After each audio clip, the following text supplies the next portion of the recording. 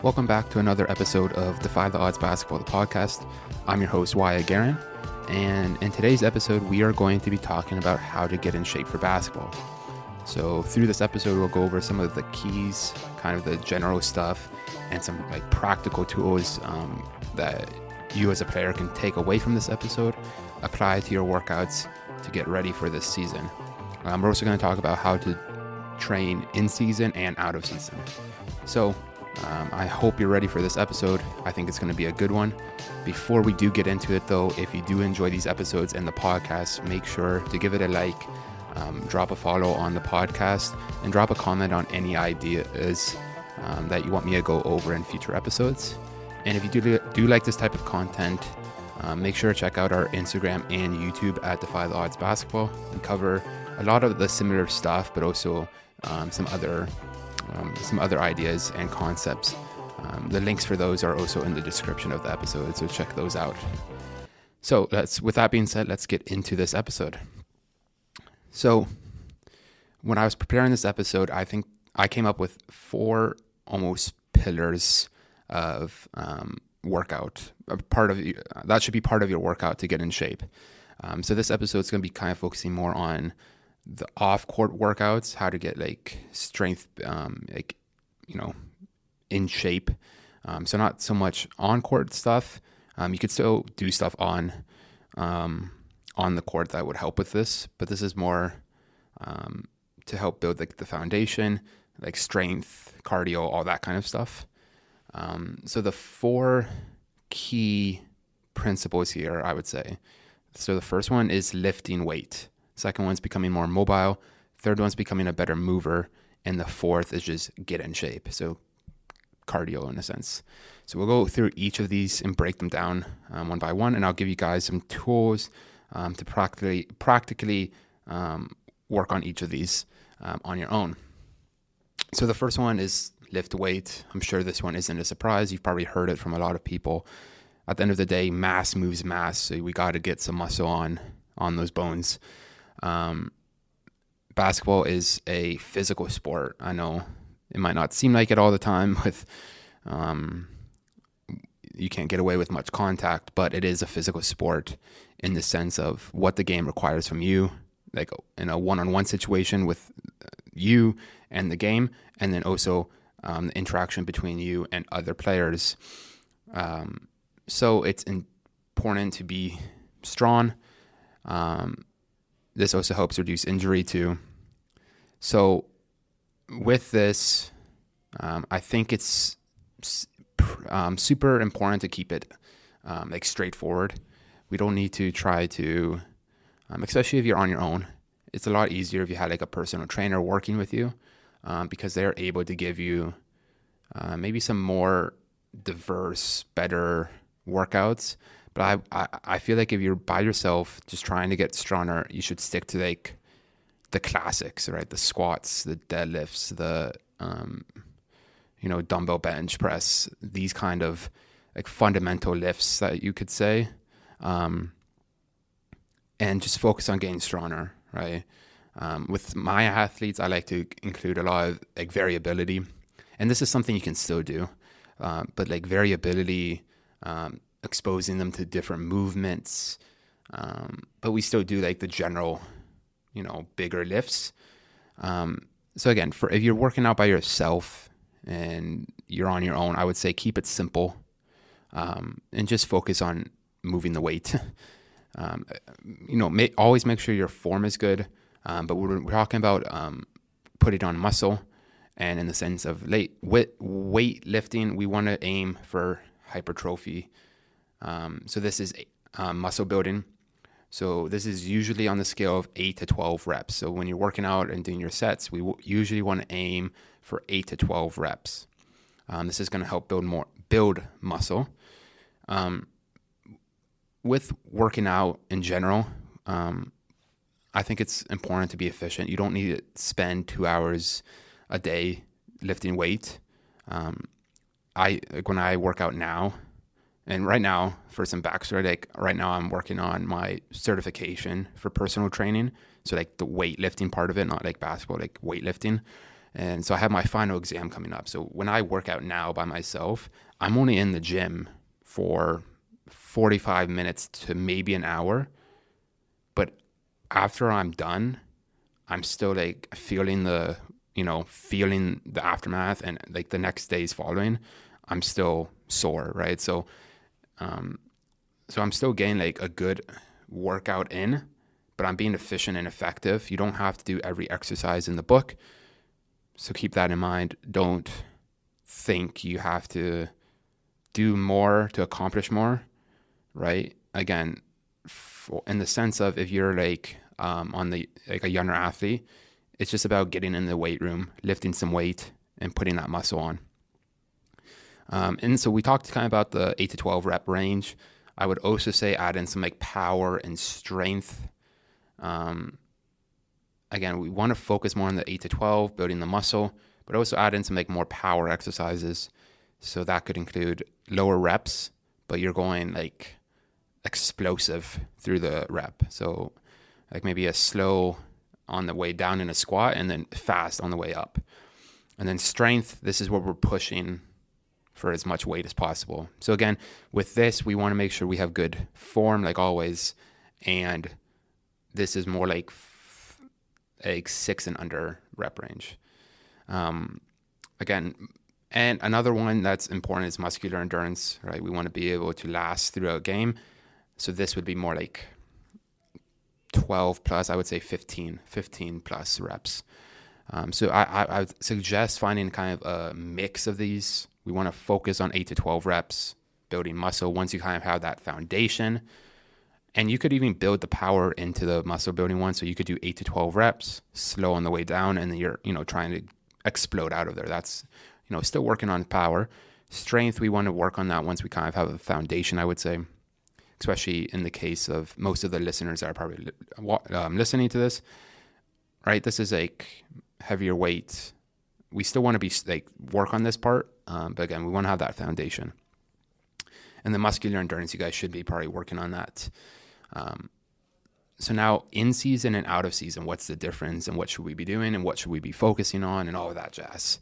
So out of season, this is where we want to push ourselves. This is where we want to probably get to more of our like level of fatigue where you only have maybe a couple more reps in the system.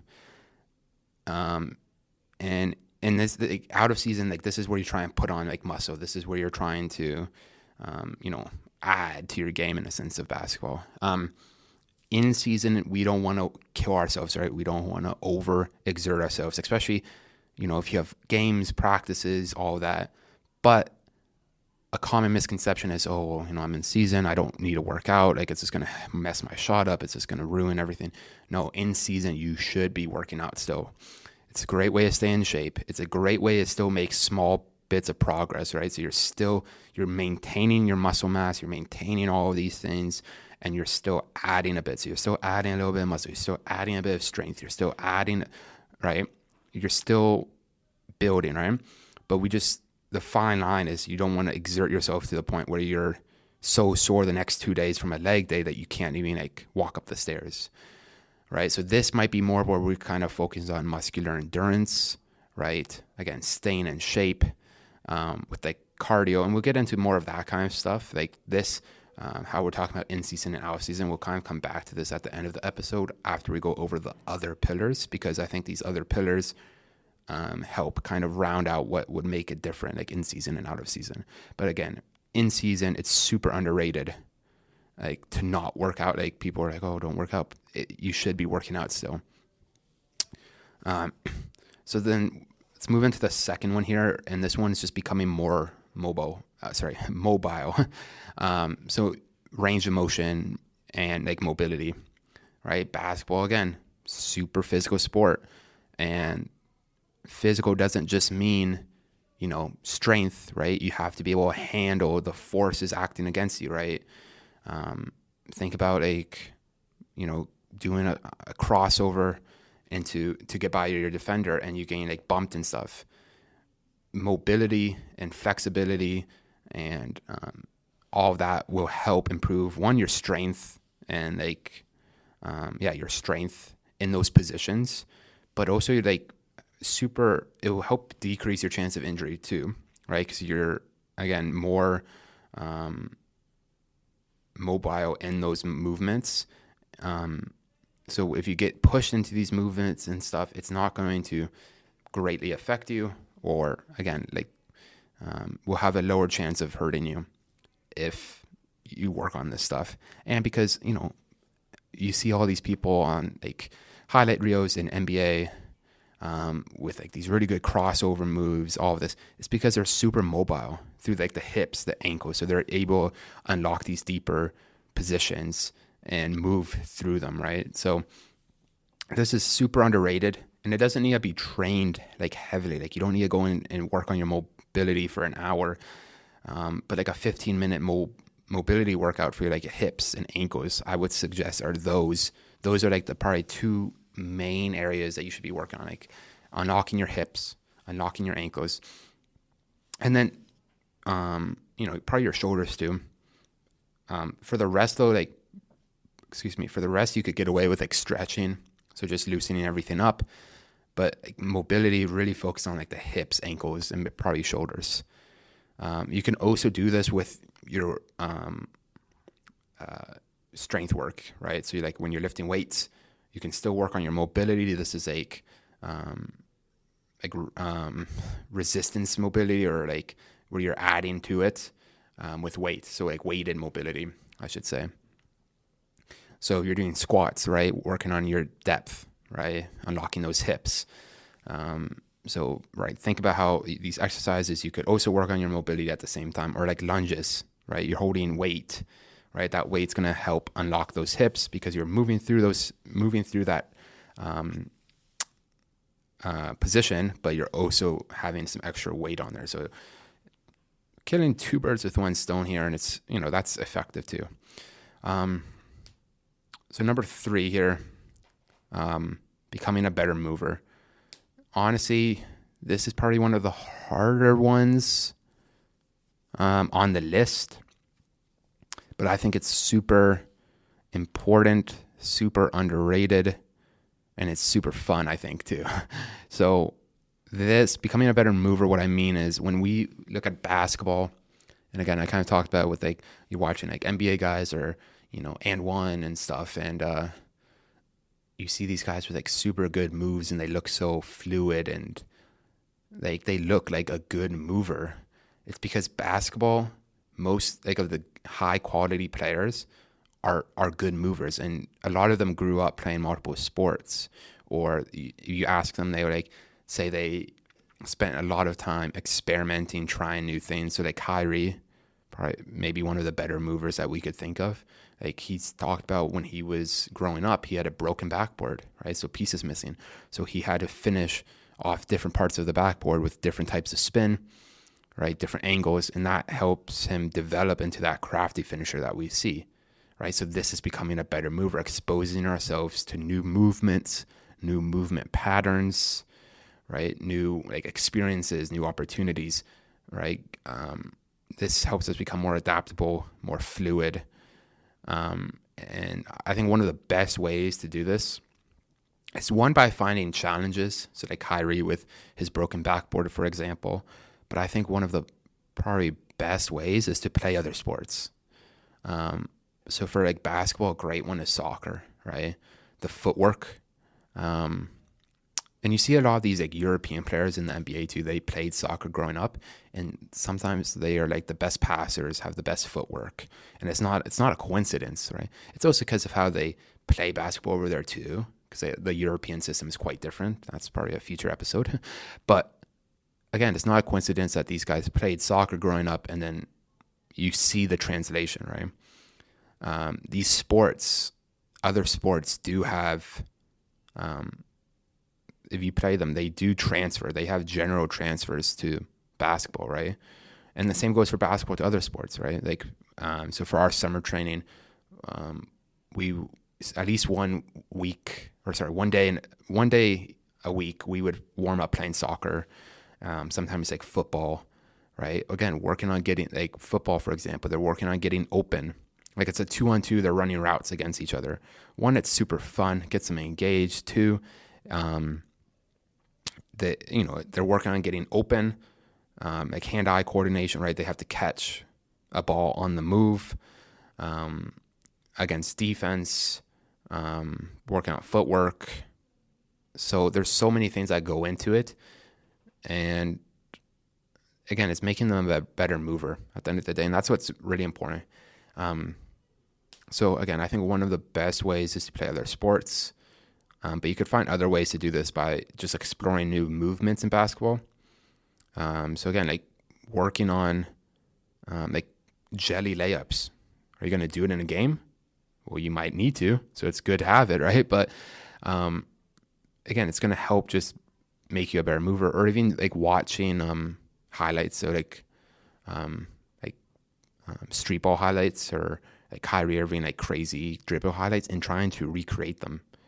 Not in the sense of you're going to use them in a game, but in a sense of trying to develop movement and unlocking these new positions, and all of that. So I think that's a super underrated one. It might be hard if you're by yourself, but again, try new things. I think that's the best thing, just in general, but especially for this. So the last one here, getting into shape. So for this one, I'm talking about like cardio, right? We have to be able to get up and down the court without, coughing up a lung.